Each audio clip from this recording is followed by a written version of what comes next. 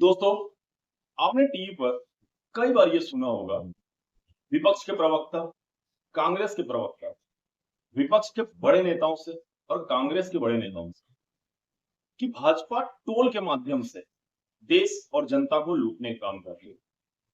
मैंने भी उत्सुकतापूर्ण ये सोचा तो एक डाटा निकाला और तब समझ में आया कि कांग्रेस और विपक्ष देश और जनता को भ्रमित करने का काम कर रही है। कैसे? आंकड़ों में ये क्लियर है। अब देखिए आंकड़े क्या कहते हैं। 2013-14 में मनमोहन सिंह की जब सरकार थी, 2013-14 में भारत में राष्ट्रीय राजमार्गों की कुल लंबाई लगभग 92,000 किलोमीटर थी।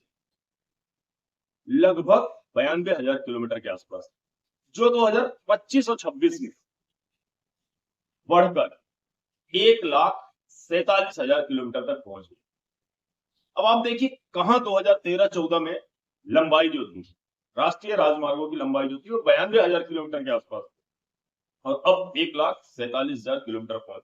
अब ऑब्वियस सी बात है कि जब राज्य मार्गों की लंबाई बढ़ेगी तो नंबर ऑफ टोल बढ़ेंगे और नंबर ऑफ टोल बढ़ेंगे तो नंबर ऑफ कलेक्शन भी ज्यादा होंगे। इसके अलावा ऑनलाइन फैसिलिटी के कारण भी कलेक्शन बढ़ा है।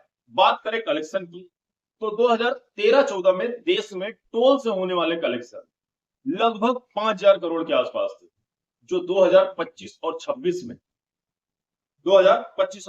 में 40,000 करोड़ के आसपास पहुंच गए। अब देखिए कितनी बड़ी वृद्धि हुई है कलेक्शन में।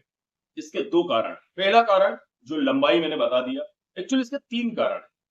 पहला, लंबाई, राज्य मार्गों की लंबाई बढ़ी है, लंबाई बढ़ने से नंबर ऑफ टोल बढ़े हैं तो कलेक्शन बढ़ा।